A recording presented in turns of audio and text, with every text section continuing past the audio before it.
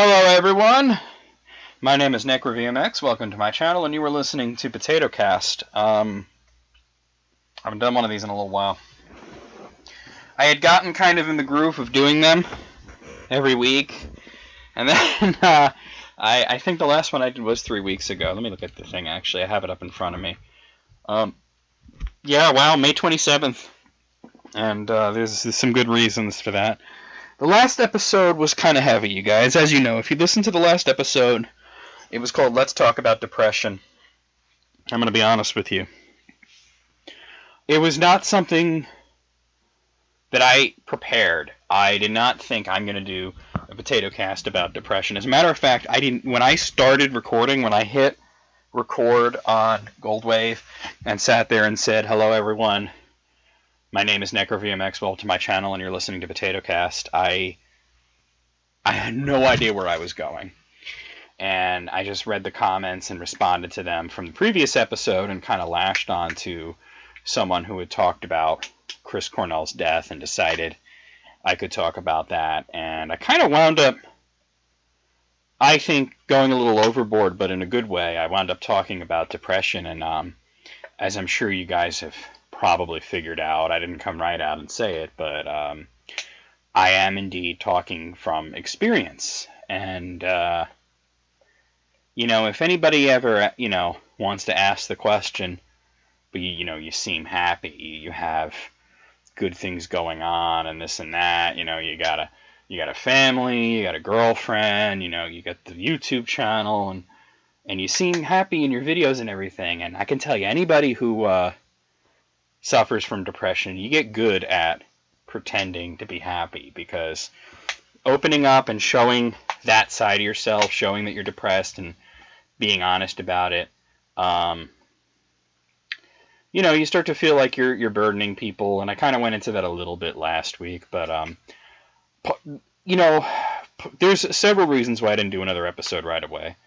One is because that left me really emotionally drained, and I was not prepared to go back to that well again. Another reason that I didn't do it is because I had the thought that was one of the better episodes that I'd ever done. And I was like, how do I follow up on that? Now, luckily, I do have a topic to talk about. I am going to be talking about E3 and, kind of my thoughts and talking a little bit about that. That's basically, this episode is going to be about E3. But I do have to address, the elephant in the room here. I had a great response, and I did want to read your comments and everything, but I wanted to give myself a little time and be able to look at it from a less emotional standpoint. So, that being said, I am going to go and read your comments and reply to them. Now, I only got like 8 comments here, which does not sound like a lot, but a lot of you guys reached out to me in other ways.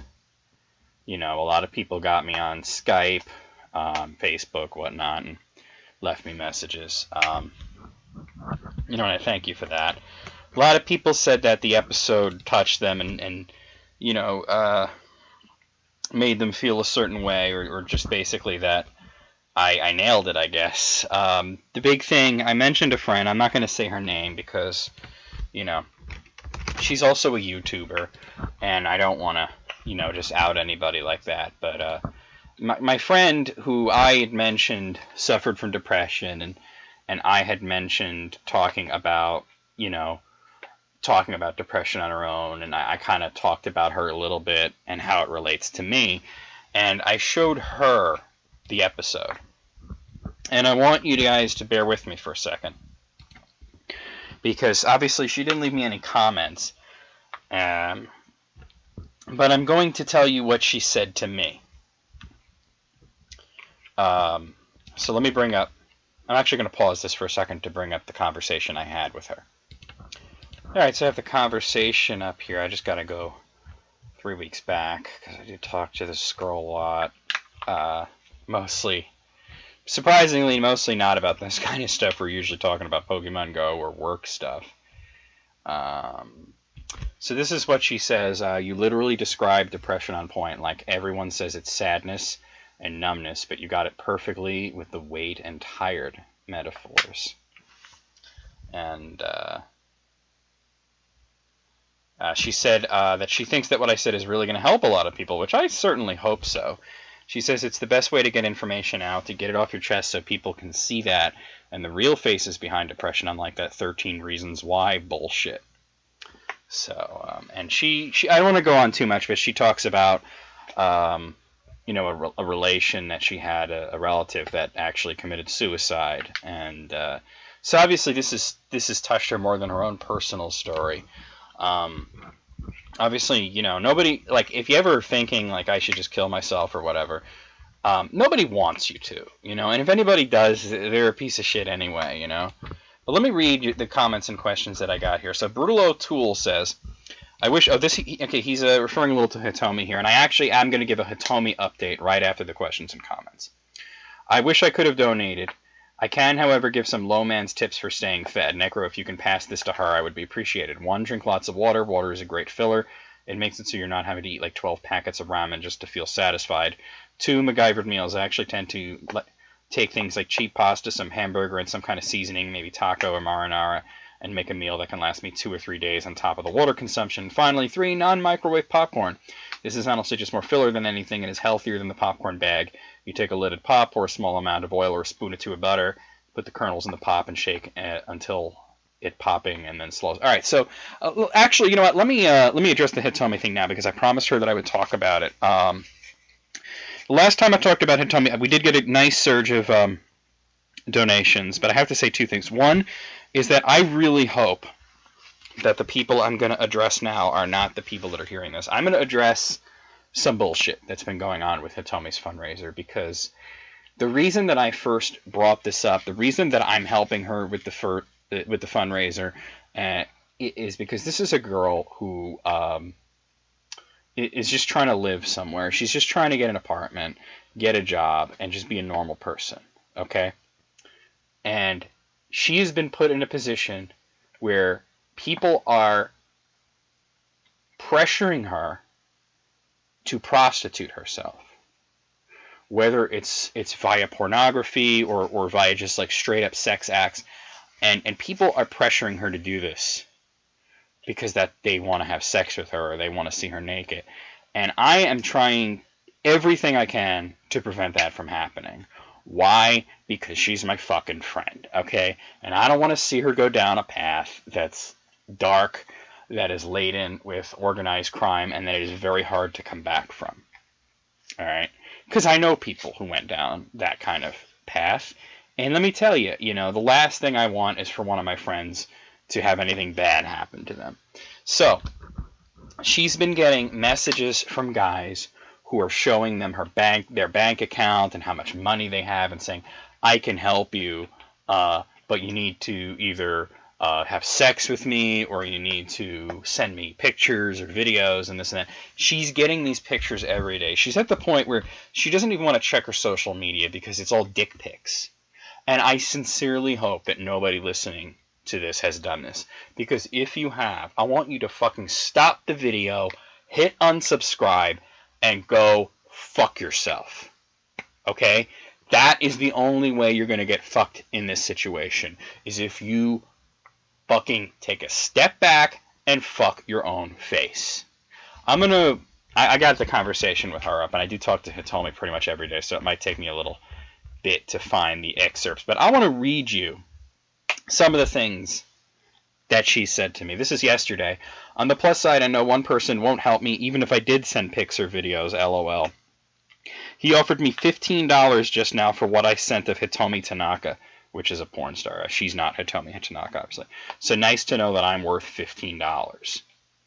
So basically, this guy is only willing to give $15, and that's only if she whores herself out to him. Like, look, you are a piece of shit, sir. Let me scroll back here. Okay, so random one offering to help, but only if I cam for him. He kept spamming pictures of his bank and PayPal account. Combined, he has $72,800, and will only offer $80 if I cam for him. Like I said, like every day, he sends pictures even if I don't respond, and said, so I can definitely help you, but you have to have fun with me first. So I said, you know, what a knob. And then Hitomi says, yep, last thing I asked him was, why can't you just donate if you have so much money?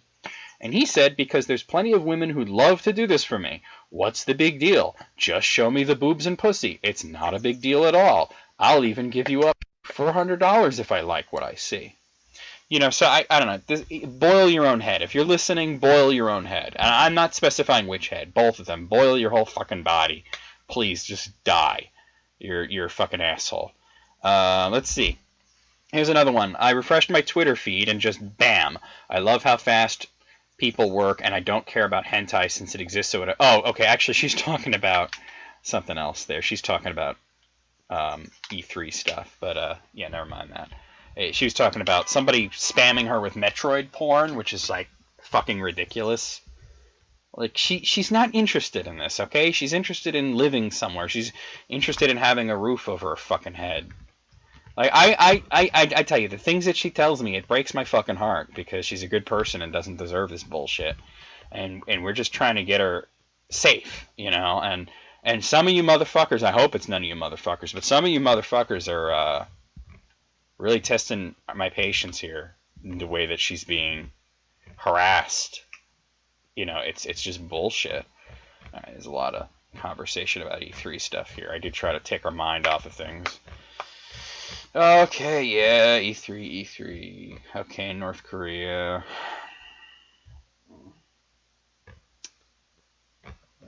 E3.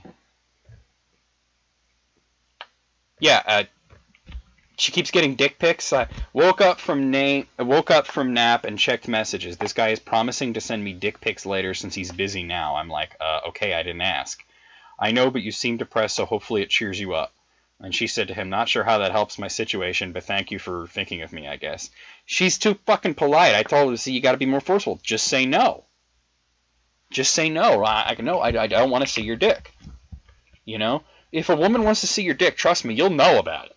If anybody out there, like, I think, and I was telling her, part of the problem is a lot of guys think that women's minds behave like guys' minds. Because if I'm feeling depressed and down, yeah, somebody sends me pictures of titties, it's going to make me feel better. It's a temporary measure, but yeah, I'm going to smile. I might jack off or something. I'm going to enjoy it, you know? But women are not like that. They don't want to see our dicks when they're not feeling good, you know? They're not like, you can't just wave your dick in her face and like, hey, does this make you feel better? It doesn't work like that for women. I know it works like that for guys. I know that, like, when you're down and you're depressed and you're worried and you're stressed and you're like, if a naked woman came shaking her titties and her ass in your face, you'd be like, whoa, hey, life isn't so bad. This is pretty great. She doesn't need that, okay? What she needs is money. I don't want to go too much into this, but, you know, I just really wanted to touch on a few of the things that she said to me. And I wanted to say, please follow the link in the description. She doesn't need that much more. Now, the last kind of big drive of donations really helped. Unfortunately, a lot of her bills came out sooner than she expected, which I guess had to do something with holidays and, you know, bank days and whatnot, which is handled differently here than it is in Japan. And I asked her, I said, look, before I do Potato Cast, let me know the exact money you need. So, like, her bills are all covered. She's just a little bit short for getting this new apartment. She's still in the library, but she cannot really stay there any longer. Like, they're going to be kicking her out, like, any day now. And I'd hate for her to be on the streets because that just makes the situation worse. She doesn't need dick pics. She doesn't need sexual advances. She needs money. And if you can't give that, then you're of no use to her. Okay? She doesn't need your penis. So please, for the love of fuck, follow the link in the description. Donate something. $5, $2, I don't care. I'm going to tell you the exact amount she needs to get into the apartment. She said $180. She worked this out. It's actually less, but every time that somebody donates, she doesn't get the full amount because GoFundMe takes a certain amount out. So there's that. But please, for the love of fuck, she needs $180, and she needs this fast. Also, if anybody doesn't want to use GoFundMe, she said that you can use PayPal. She reactivated her PayPal. I don't actually have the link to that, so I'm just going to assume it's on the GoFundMe page. If anybody needs the link to the PayPal and it's not on there, contact her. It's xRaslin on YouTube, or on Skype or whatever, or contact her through GoFundMe. Please, you know, like I'm saying, if you're one of these people that are like, I'll help you if you send me tit pics, just please stick your head in an oven. Okay? And I'm not talking like breathe the fumes till you die. I'm talking turn the oven on until your hair burns off and you look like Freddy Krueger. And then take your head out of the oven and live the rest of your life like that, okay? Because you don't deserve to die, but you do deserve to suffer if you're that kind of person. Because that's fucked up. Trying to take advantage of a woman's desperation just to get your dick wet is the most pathetic fucking thing that I've heard. And anybody who does that is only doing that because that's the only fucking way that you're going to get laid. Okay? That's the only way. Because basically you're not going to get a real woman. You're only going to get a prostitute. And she's not a fucking prostitute, and that's why I'm doing this. Okay? If she was that kind of woman, she'd be out there sucking dicks, and she'd have the fucking apartment already. And I know some of you are thinking, well, why doesn't she just do that? It's that easy. It's not a big deal. It's just a dick. And I'm telling you, you have no idea.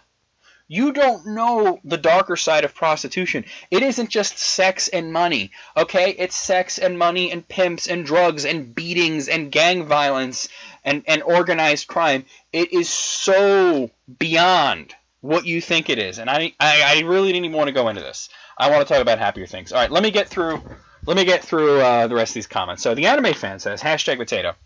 Just wanted to say thank you for bringing up Logan, because I got sad at the end when I saw it in theaters, even though I knew, spoiler sorry, Logan/Wolverine was going to die. I ended up crying like a bitch. As soon as X-23 turned the cross into an X, I got in my seat and just fell to immediately fall to my knees, crying like a bitch / like a family member had died. And everyone who saw me said, shit, he probably knew it was coming, but he did his best to keep the feels inside. So question, should we let Logan be the end of Wolverine in movies? Also, do you believe the next X-Men movie should be based on the comics that do not involve Logan? Personally, I think it was the perfect... I just want to say, by the way, I've watched Logan twice. I cried like a bitch both times. I have no shame in saying that. If you watch this movie and you don't cry, there's something fucking wrong with you. That's all I got to say. So I don't feel bad about that, because last time I watched it, it was with a large group of friends, about 7 or 8 people, and everybody was crying. Okay, men, women, both. We were all crying like little bitches and bitchettes.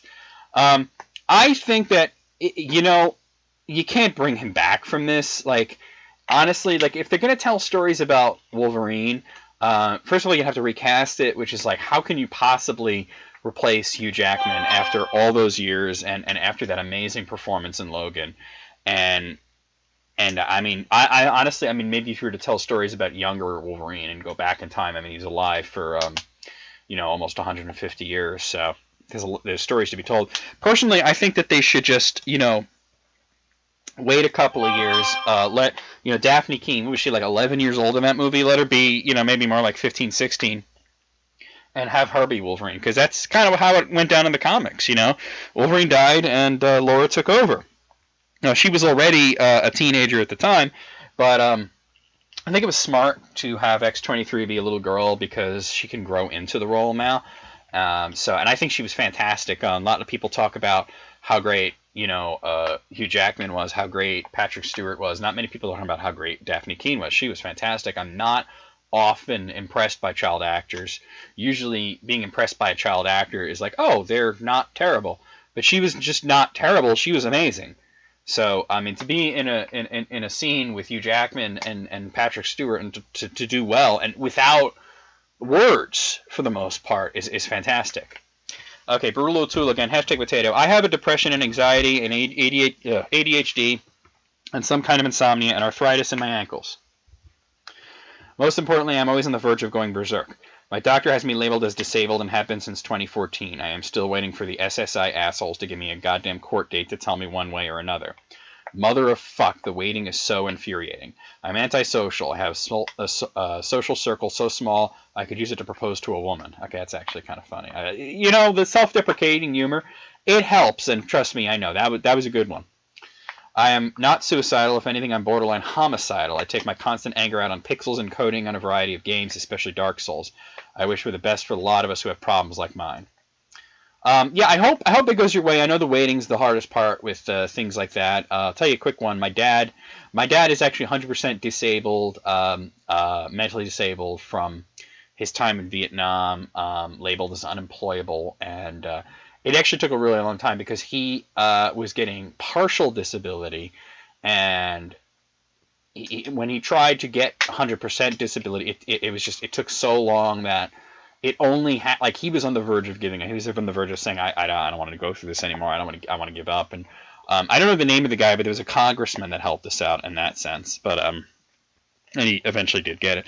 And what was cool is he wound up getting a retroactive check. It went back to the beginning. So my parents actually wound up getting over $100,000, which of course they don't have anymore. But they blew that fast. They bought a new car. They bought TVs and all this shit. You know. But hey, you can't take it with you. Might as well spend it. Captain N says, thanks for this, Necro VMX. I basically suffer from depression myself. I know what it's like. I actually have a good friend on Twitter who is also going through it, and we both have something in common when it comes to dealing with depression. Depression and suicide is a very serious topic, and sometimes it's hard to even talk about it because you feel, because you're like trapped inside this bubble in a way, and you don't want to let it out, so you hide behind a fake smile and act like everything's okay. Now, I want to just pause and say that's absolutely right, and that's absolutely what I was talking about earlier. People who are depressed are very good at seeming not depressed. Anybody who has depression in their life, one way or another, you know that you will try your best to make it seem like it's not as bad as it is, because if people knew it was as bad as it is, you would never have a moment of peace. Some people say suicide is selfish, and I can't stand those people because they just don't know what it's like to go through depression.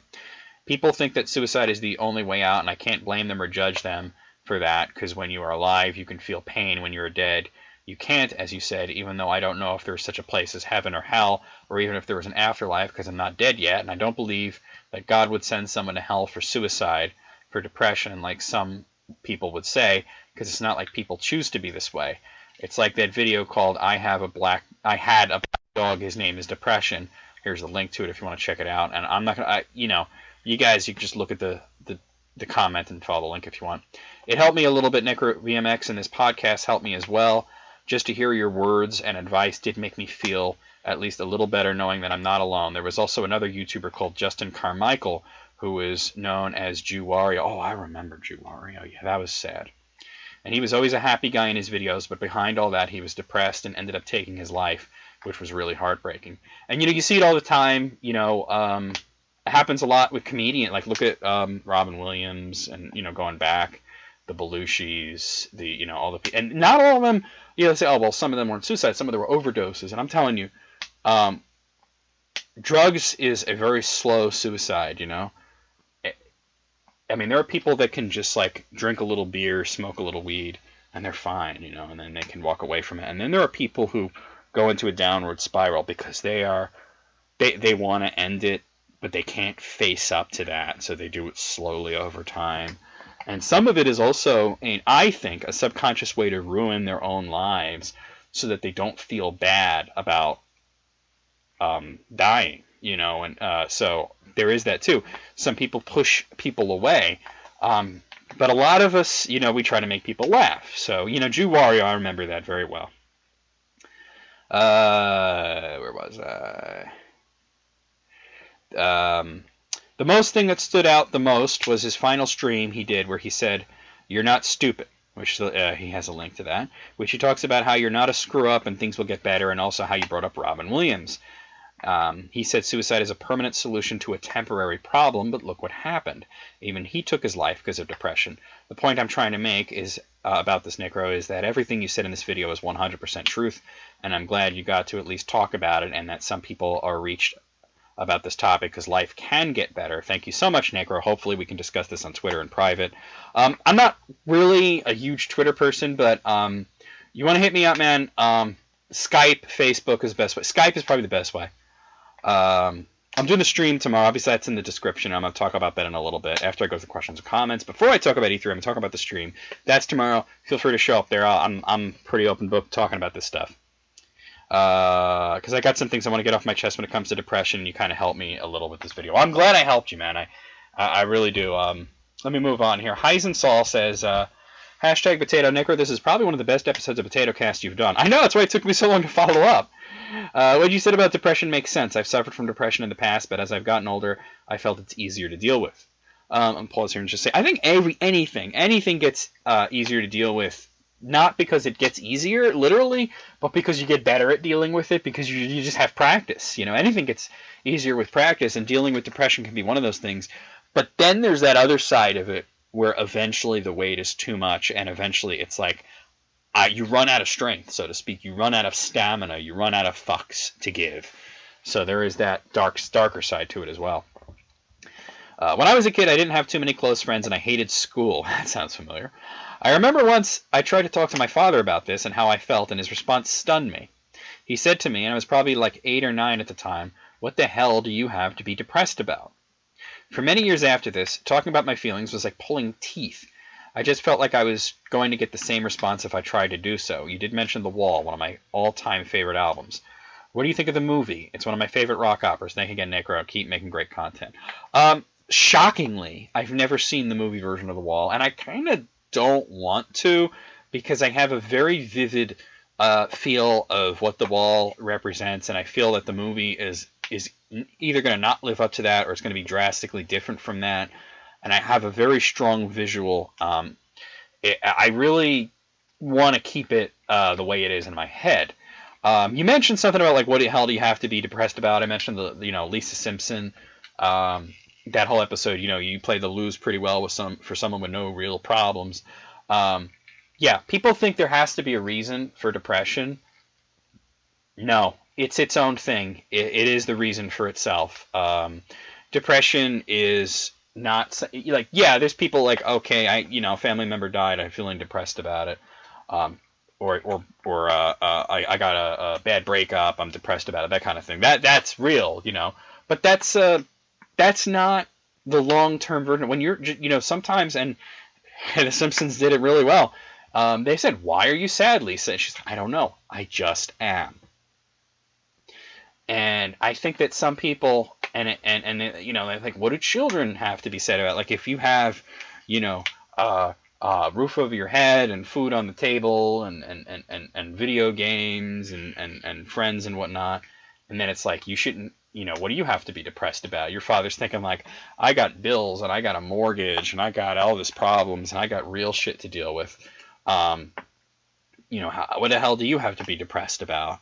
And it's a valid response as much as it is an insensitive response, I think. I think that people think that everything has to have a reason, and that is the biggest crock of bullshit in the world. Sometimes things just happen, okay?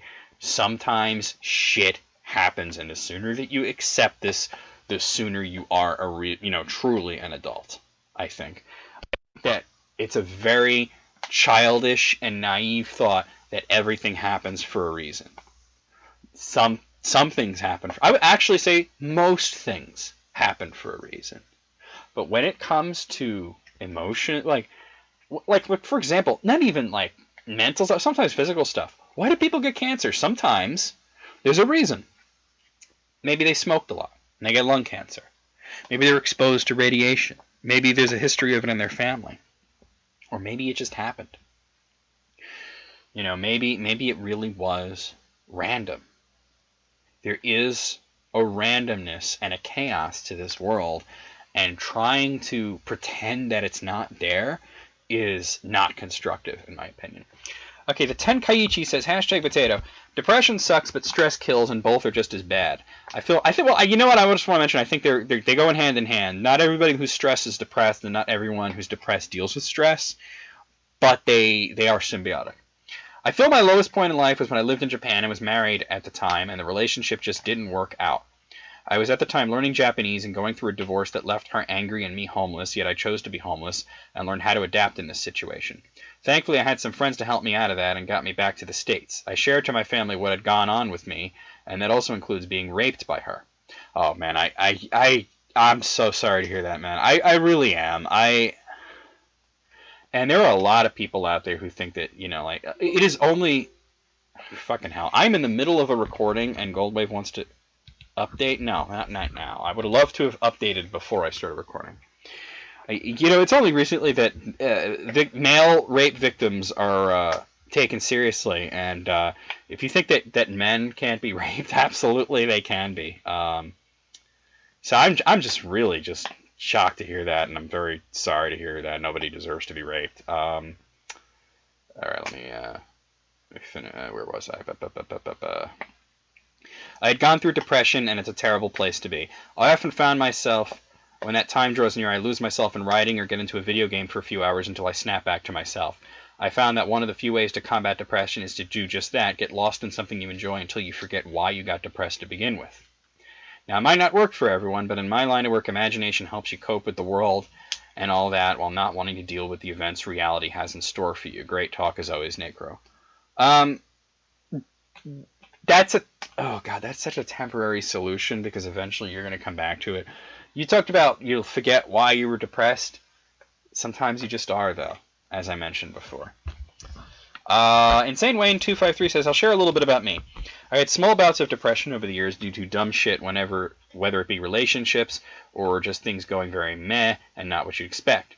But I made the best of it, pick myself up and move on. Flashback to 4 years ago when my mom died, and it was probably the most traumatic and horrific thing to watch, just slowly watching somebody die within a span of 48 hours. Then I noticed the depression and anxiety slowly rear its ugly head back up again. I'd be lying if I said things have gotten better. Well, they have, somewhat. But it did leave a pretty large hole in my life, and having to cope with that loss had pretty much froze me, as if time had just stopped and nothing else mattered anymore. I didn't feel like doing freelance work. I was kind of in financial ruin due to my previous fiance completely wiping out my credit back in 2011, and I had been digging myself out prior to my mom's death. I got to such a low point where nothing was interesting anymore. Oh, you hit on something that I neglected to mention last week, is that part of depression is also disinterest. It's just kind of feeling like nothing gets your attention. So I'm glad you mentioned that. And that's kind of why so much has changed with the channel and everything, like why I've made so many changes, because sometimes you're just like, I'm not interested in that anymore. I had fun doing it, but can't do it anymore because it's just not interesting. Alright, where was I? I couldn't keep my attention on gaming, was still able to play music, but my old band was on hiatus. I got to a point where I was just flat out being tired of being tired of, and that feeling is absolute bullshit. Long story short, I had to take baby steps, do one constructive thing per day, which snowballed into two things. Eventually, it made me finally finish my 4-year degree, and has recently almost finished my MBA. Only thing now is what to do when I get that degree, but we'll get to that when the time comes. I do feel better today, but believe me, there's times where I sit down and go, damn, I miss you, Mom. Oh, and fuck the normies. Yeah, man, I'm glad that you're on the track to improvement, and I think it's not so much the what do I do next, what do I do? Well, it is in a way, but it isn't in a way. It's not about a goal. It's about keeping yourself busy and keeping yourself from going in that dark place too often. And finally, High Elven Gamer says, moral of the story, don't fuck trees. I just want to say I totally agree that simply talking about depression doesn't help. I sort of disagree, however, that seeking out other depressed individuals is the proper advice. While having a support group and people who understand what you're going through can be insanely helpful, one must also tread carefully. I used to talk about my depression a lot and surround myself with other depressed people, and it eventually bogged me down because all we did was sit around and talk about how everything fucking sucks. I try to surround myself with more positive and ambitious people now. Just me personally, but I find it better that I don't talk about it at all. Nothing good ever comes of it. I'm sorry to hear that. I can't agree with what you're saying because personally, like I said, well, first of all, I just want to say that there's no one piece of advice that's going to help everybody. There's no cure for depression because everybody's different, and works for one is not going to necessarily work for the other. But personally, and I'm not just saying personally, actually, me and a lot of other people I know, being around cheerful people, it can really fuck you up because you start to think, well, why can't I be like that? Why can't I just be cheerful like that? And you could try to fake it, but that's exactly what it is faking it. I think you got to be with people who understand you. That's not to say that you have to have a pity party, okay? But I'm not saying that you got to sit around and just talk about, because you're going to bring everybody down. You're going to bring each other down, and that's not the point of it. The point of it is being around people that understand what you're going through, because people who don't have depression don't understand depression. And I can tell you, if you think you understand it and you've never had it, you don't. It's very simple. You do. I can tell just from the way you're talking that you've had depression. You're not just blowing smoke. You understand it. But what I meant, and maybe I wasn't perfectly clear because I was very emotional when I was recording and I was rambling. I was not. It was not planned. It was not coherent. I'm glad it came out so well. But what I was trying to say was be around people that understand you, understand what you're going through. That's not to say that you should get into that pity party. I think you're right about that. You know, you can get into that pity party and just downward spiral and bring each other down. But you know, it can be a real slog when you're tired. I don't mean physically tired. I mean just emotionally tired because of depression. And then people try to cheer you up. And you're like, I don't want to be cheered up. I just want this to stop. And they don't understand that. They think, well, if you cheer up, then it will stop. Like, no, it doesn't work like that. You know? Because, they're going to say, oh, let's do this. That'll cheer you up. And you're like, because there's that disinterest. I'm not interested in that. And then they're going to get frustrated because they're like, oh, I'm trying to help you. But how can you help someone when you don't understand what they're going through? It's sort of like if you were an alien from another planet and you were walking amongst humans and you saw somebody drowning and you don't understand that humans need air to breathe, how could you help them if you don't understand that they're in trouble? Think about it that way.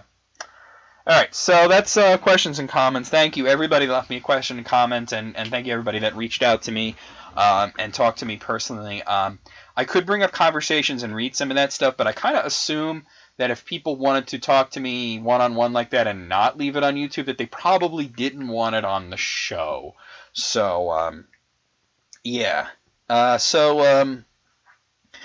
just wanted to talk about the stream. That's happening tomorrow. I mentioned it. I actually meant to do a video like last weekend announcing, hey, there's going to be a stream June 17th. And I forgot to do that. I do have the Facebook event is up. So that's there. And I did mention that at the end of the last stream when the next stream would be, which is June 17th. But I never did a proper update video. So I am letting you guys know we're doing the stream tomorrow at 7 p.m. until 1 p.m. Or, maybe later. Depends on how things are going. But I'm planning on doing 6 hours. And I will be continuing the Pokemon Leaf Green Nuzlocke.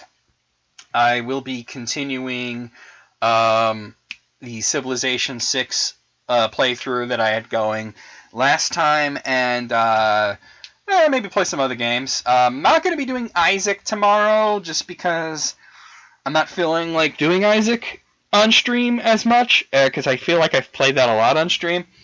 So I want to bring some other games in there, and of course, if people want to see certain games, you can bring it up in the chat. Not promising that I'll do it, but I'll keep them in mind. So there is that. Let's talk about E3. So E3 happened, and everybody always wants to talk about who won, who lost, that kind of thing. And I'm going to give you the short and easy answer here. Nintendo fucking won. Anybody who thinks that Nintendo didn't absolutely dominate this E3, you're kidding yourselves. You're in a state of flux here with your brain. You need to hit yourself in the head until you jog yourself out of that, because you're out of your mind. Nintendo killed it. They had a conference, but they basically started their E3, fucking party like way earlier. They started a week earlier when they announced that there was going to be a huge, the Pokemon Direct, and they announced Pokemon Ultra Sun and Ultra Moon, and they announced Gold and Silver on the 3DS and the Pokken Tournament DX, whatever the fuck that's all about.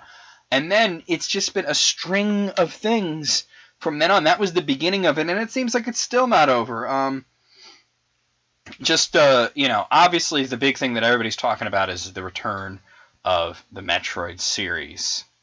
Now, at first, when I heard the words Metroid Prime 4, I thought, well, is it Retro Studios developing it? And it's not. Apparently they have one of the same producers, but it's a new team. It's not Retro Studios, which makes me a little bit worried that it might not be good, because some developers understand Metroid and what makes it good and why people like to play it. And when they make Metroid games, it turns out fantastic.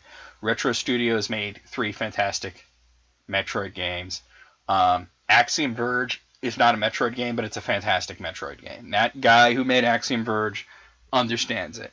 Team Ninja did not understand it. That's why Other M fucking sucked. And I know there's some people out there that like Other M. I'm glad you can like it, because somebody has to, but that game sucked. It sucked on so many different levels, and, you know, I just, that's all I can say about it, is that it sucked. It wasn't a good game. It wasn't a good Metroid. I mean, really, I don't have anything positive to say about Other M. So, you know, we haven't seen anything. All we saw is a logo. We saw the Metroid logo, we saw the 4, and then we saw the Metroid Prime 4, and we heard some news, but basically it's starting development. They don't have anything to show us yet, but they have announced that it is in development. The other thing is Metroid Samus Returns on the 3DS, which is a remake, or as they're calling it, reimagining of Metroid 2, Return of Samus, which was originally on the Game Boy, one of my favorite Game Boy games. I played the hell out of it. Very much looking forward to this. When I saw, you know, gameplay and screenshots at first, I was a little like, okay, like, doesn't look bad, but I'm not really stoked on it. And then I saw who was developing it. It's Mercury Steam, and now I'm fucking psyched. Mercury Steam is a fan-fucking-tastic developer who treats old series with respect. They are the ones who developed Castlevania Lords of Shadows trilogy. They treated with Castlevania with a reverence and a respect when they did their reboot. And those games are wonderful. And I'm just really stoked on that. And they're you know, Mercury Steam are based in Spain. It makes them a Western developer. Metroid, not super popular in Japan at all. And I think that's why Japanese developers have struggled with making Metroid. Gunpei Yokoi created, and he understood it because he was the creator of it. But once he left Metroid, it became kind of like pulling teeth getting them to make a really decent Metroid game. Even Metroid Fusion, which I think was a great game, is easily my least favorite of the, you know, the 1, 2, 3, 4, you know, classic, I guess, quadrilogy. You know, still a good game, but, you know, not as good as, you know, the first 3, not as good as what Retro Studios made. So, but I have faith that Mercury Stream is going to do it great. I think that, you know, Konami, you know, loosening their grip on Mercury Steam, you know, not letting them continue Castlevania, or having them maybe, you know, develop something else. Huge mistake. One of the biggest mistakes Konami made. Obviously, the biggest was what they, you know, the way they treated Hideo Kojima. But yeah, they had a great thing going with Mercury Steam, and now they're working for Nintendo, and I wish them the best. And I'm really stoked on Samus Returns for 3DS. Totally day one purchase for me, since it's a Metroid game and a Mercury Steam game. So that's fantastic. Nintendo also showed off a lot of the game. I mean, we saw a little bit of Fire Emblem Warriors, which that makes a lot more sense than Hyrule Warriors does. And Hyrule Warriors was a damn fine game, but it makes more sense to do that kind of thing with Fire Emblem than it does to do it with Legend of Zelda. So I think that's great. I'm glad that Fire Emblem is popular here in America enough to the point where we're actually not only getting Fire Emblem games, but we're getting spin-offs now. So I think that's really cool. We saw a new Kirby game, which looks fantastic. We saw a little new Yoshi game. Is very early stuff. It looked a little rough, but I think that they could polish it up a bit. Obviously, it was very early. Kirby was kind of early, too. Kirby looked more polished than Yoshi right now. Kirby's on the Switch. Yoshi's on 3DS. So there's that. The Yoshi game looked a little stiff, so, you know. You know, Mario Odyssey. Mario's got to be like the weirdest fucking series out there, and you know, Mario is some weird shit. The first Mario Odyssey trailer was some weird shit. This next one that they showed off at this E3 was even weirder. I mean, apparently Mario throws his hat at things or people or creatures, or you know, and then you control that thing, like you're like Mario is possessing people now. Like, it looks like a hell of a lot of fun. I'm looking forward to playing it, but wow, is that some weird shit. But that's what Nintendo excels at, is weird, quirky shit. You know, Sony played it safe this year. Sony, you know, I think that a lot of people felt that their conference was not very exciting and that there was nothing really to get all too hype about. But it wasn't dull. It wasn't cringy like some Sony conferences in the past. it was solid. They had some good things to show. They showed them. It was all very, I think, by the numbers. It almost felt like it was a Square Enix uh, thing in a lot of ways. So I don't really have much to say about Sony. Microsoft, I think, they did the typical thing. I mean, a lot of thing is the new Xbox, which is called the Xbox One X. And if you think about it, if you think the acronym Xbox One X actually spells out Xbox, so that's actually kind of clever, but it's confusing. I like, did they not learn from the Wii U how not to name consoles? Because what was the big confusion with the Wii U? People didn't understand that it was a new console. They thought it was some tablet that goes with the Wii, and then you see the price, you're like, no, I'll just stick with what I got. They did not understand that it was the next console. Xbox One X? I honestly have no fucking idea. Is it a new Xbox? Or is it just a new model of Xbox One X? Is it like the new 3DS? You know? New 3DS, even though, like, okay, GameSat kind of pointed out how dumb it is to call it that, because it's like, how could you call it a new 3DS if it's been out for 2 years? In 20 years, it'll still be the new 3DS. It'll always be the new 3DS, because that's what it's called, you know? But on the other hand, at least you understand that it's still the 3DS. It's just a newer model of it. Game Boy Advance had the same thing, Game Boy Advance SP Special. It was just a slightly better Game Boy Advance. Are we going to see Xbox One X games that don't play on the Xbox One? And then there's the Xbox S, you know? I'm just so confused by this. I don't understand it. They did show off some interesting games, but, you know, kind of it, a lot of it was whatever. I am interested in Call of Duty World War II, but I'm going to be playing that on Steam. And it seemed like a lot of it was multi-platform stuff, and I was like, okay, I'll play that on Steam. Okay, I'll play that on Steam. Bethesda was really great. Bethesda, you know, when they started doing these, it used to be that it was just Nintendo, Sony, and Microsoft, you know, and then other companies started doing conferences on their own. EA does them, you know. But Bethesda, they rocked it out the first time, and they rocked it this time. Now, a lot of people are saying, you know, is the Elder Scrolls series like Arena, Daggerfall, Morrowind, Oblivion, Skyrim, and then Skyrim again. When you got a game as good as Skyrim, yeah, I guess you release it a bunch of times. It's like Street Fighter 2, right? Skyrim VR seems to be a natural thing. I'm not interested in playing it personally, but people who are interested in VR, if you want to play a VR game, you can't go much better than Skyrim for how cool that could be. And then, of course, they had to show Skyrim on the Nintendo Switch and some of the features that it has on the Nintendo Switch, like the amiibo support and whatnot, which is pretty cool, but not all that interested. To me, what's interesting about the Switch version of Skyrim and why I do want to get it is because it's a portable, you know. From what I understand, a lot of people are playing the Switch on their televisions and they're not playing it as a portable as much. But for me, like when I get a Switch, I think I'm going to primarily use it as portable because I prefer portables. I love my 3DS. I love the Vita, you know, even though we're not getting many games for that. You know, I like portable gaming, and if I want to sit down and play something not portable, I'd rather play it on my PC. So there's that. But I gotta say that, you know, Bethesda really killed it. You know, Skyrim for Switch looks great.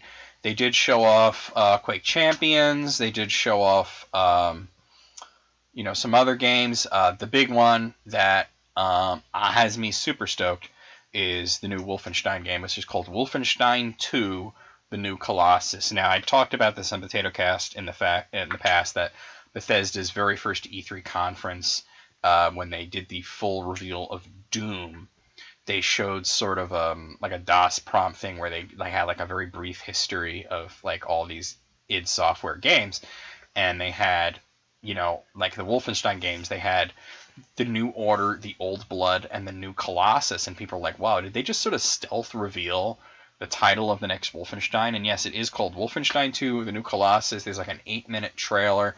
It looks fan-fucking-tastic. I loved Wolfenstein: The New Order. Fantastic. It was my game of the year. And the Old Blood, I actually haven't played it. I'm going to get around to it. I actually started playing the New Order again from scratch just because I enjoy it so much and I really got in the mood to play it.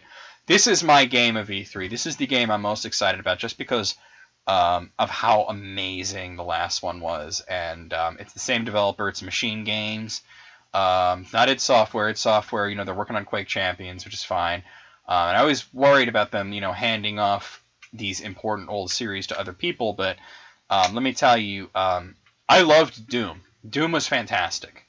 But if you ask me what was better, Doom or, Doom 2016, that is, or Wolfenstein The New Order, it's not even close. Doom was fantastic.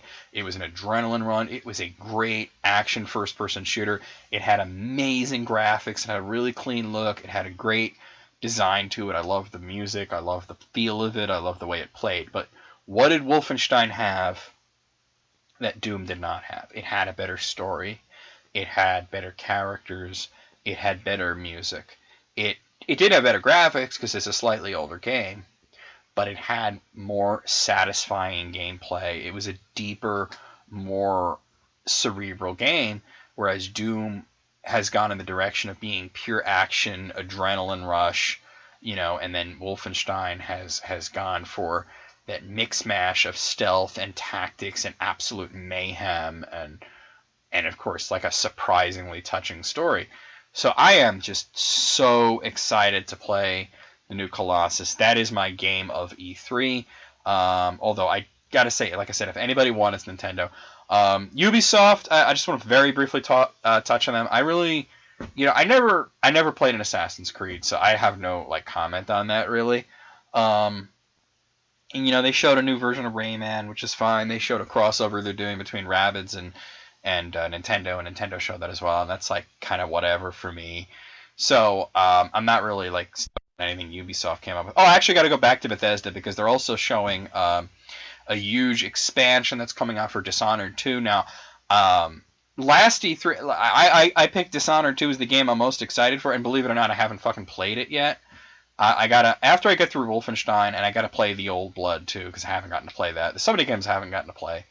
But I actually got to go back and play Dishonored again and then get 2 and play it because Dishonored was a fantastic game and I haven't gotten to play the sequel yet.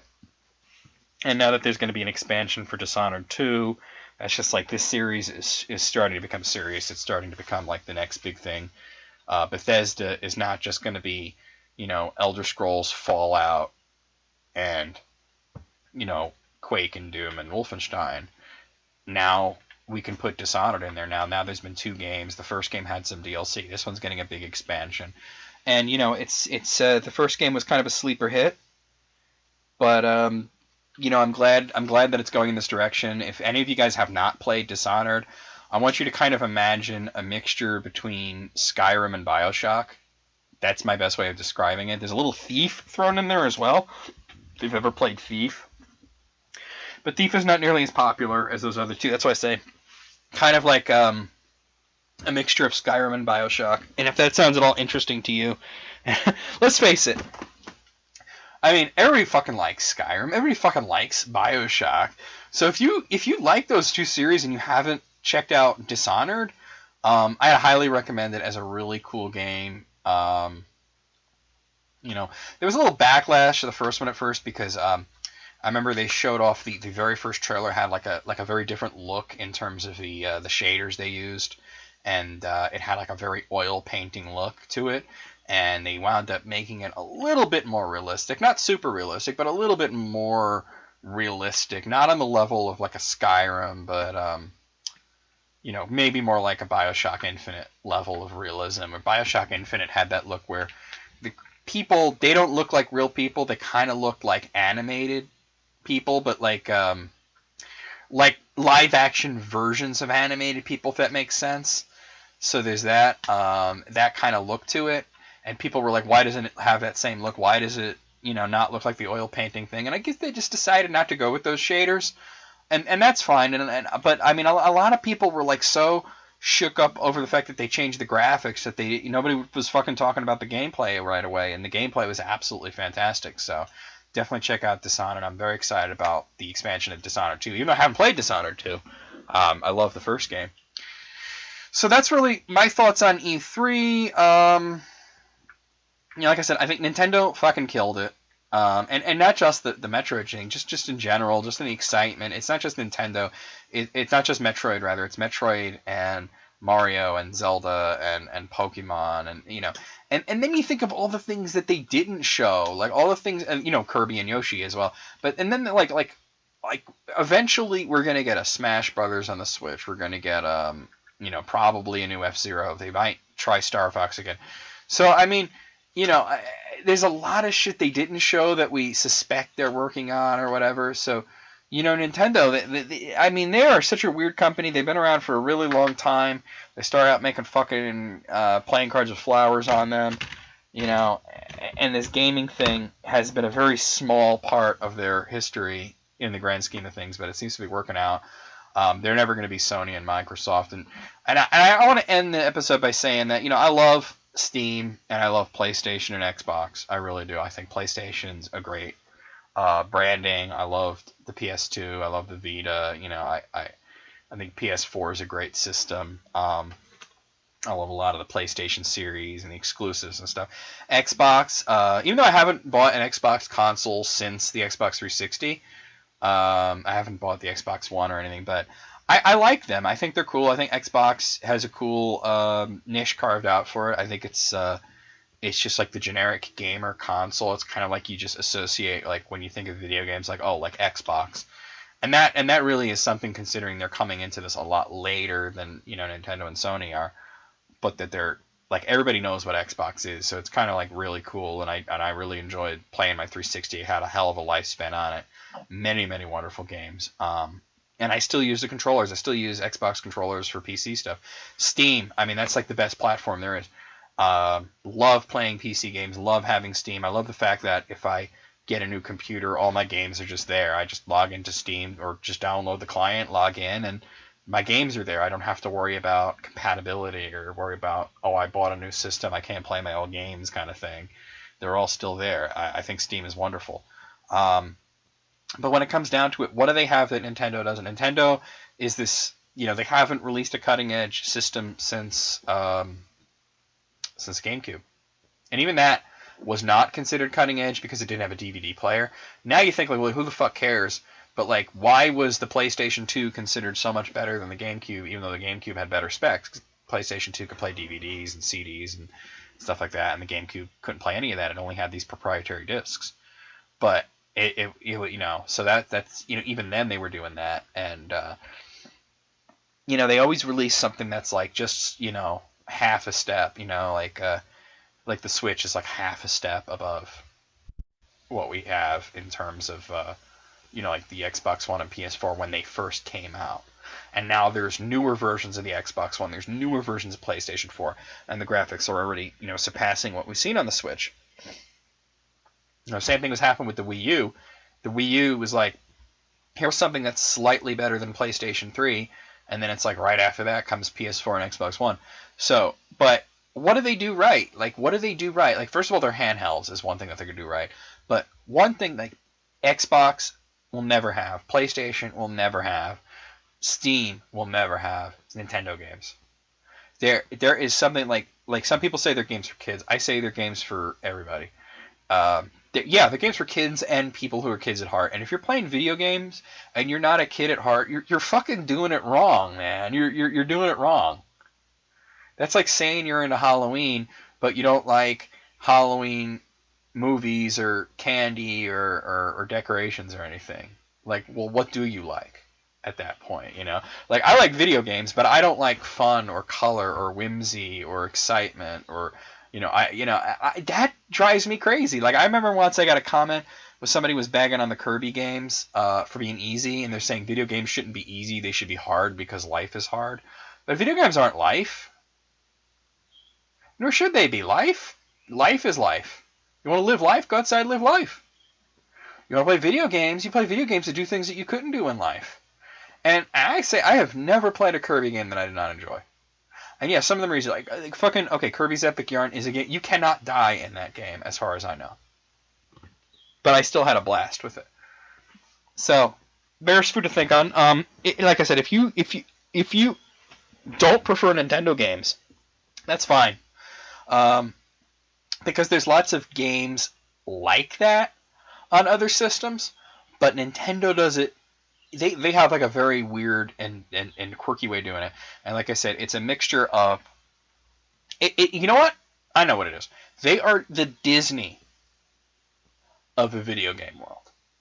They really are. In so many ways. Their history, their philosophy, the way they are business-wise, the way they are company-wise, the way their products are.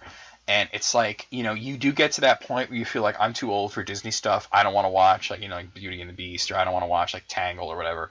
I want to watch, you know, like Hardcore Henry or Saw or whatever. And that's totally fine. But then you get past that point and you're like, you know what? This is my childhood. I love this shit. You know, it's like you get to that point where you feel like you've outgrown all the shit from your childhood, and then you're like, wait a minute, but I love all that shit. Why can't I enjoy it? You know? So, and I think that Nintendo appeals to those people who are young and who are young at heart. And that's why I fucking love Nintendo, and I will probably never abandon them, because as long as there's a new Mario or Zelda or Metroid or Fire Emblem or Smash Brothers or Pokemon or Kirby coming out, I'm going to be interested. F-Zero, Star Fox. I mean, I'm kind of over Star Fox, to be honest, but F-Zero, I'd love to see that again. I'd love to see Star Fox again, you know, done right. I think that part of the problem they have with Star Fox is they feel like they either got to do something completely different, or they got to just like do another remake of the original game. Because like Star Fox Zero is like, oh, this is a remake of Star Fox 64, and I'm like, wasn't Star Fox 64 already a remake of the first game? You know, like, hello. But you know, it is what it is. I think that you know, not every game in a series is going to be a winner either. Obviously, this has been bad Mario games. There's been, honestly, like I mentioned Kirby though. Kirby, I don't. Has there been a bad Kirby game? If you guys can tell me a bad Kirby game, I want to hear about it, because I have not played a bad Kirby game. Like even the weird ones, like Kirby's Dream Course, which is like weird, like fucking mini golf game with Kirby on the Super Nintendo. That was fucking fun as fuck, dude. That was fucking fun as fuck. I've never played a bad Kirby game. Yoshi's kind of the same way. Like, you know, I don't think I've ever played a bad... I played Yoshi games that were, like, not as good as the others, but I don't think I've ever played one that is bad.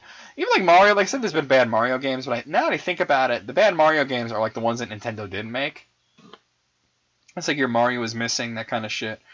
You know, so there's that. And, I mean, there's other series that are like that, you know, that are not Nintendo. Like, I think, I get, like, Mega Man is this thing that, like, means a lot to me, and Castlevania means a lot to me. And Mortal Kombat means a lot to me, and these are games that embody. And I'm like, oh, Mortal Kombat, that's all hardcore adult shit. Like, no, it's really not. It's like 90s comics, goofy fucking old school kung fu movie shit that doesn't make any sense. It's completely goofy. Yeah, it's bloody and it's gory and it's got F words, but it's all tongue in cheek, not meant to be taken super seriously. And I fucking love it. Like I first played Mortal Kombat. I was 14. I was 14 when it came out. In the arcades, play that shit, and I was like, there was something to it. It was like a movie, not in the sense of like the graphics and everything, but just the kind of characters. You had these guys like that all looked like they came from these old 70s kung fu movies that I would watch on weekends, you know. So you know, like, yeah, Mortal Kombat is this thing that to me is goofy and quirky and fun too. So there's that too, and I always look forward to a new Mortal Kombat. So, yeah, I think I covered everything. I covered follow-up of the last episode. I covered the Hitomi situation. Stream tomorrow. I'll see as many of you guys there as possible. I'll also post like a quick video with my phone right before going live, just to remind you guys, hey, get in there, that kind of thing. And, of course, talked about E3. That was the big thing that I want to talk about. But I'll see you guys next week, well, hopefully next week, or whenever I can think of what we're going to talk about next. Leave me some questions and comments, and I will get to them. See you guys tomorrow at the stream.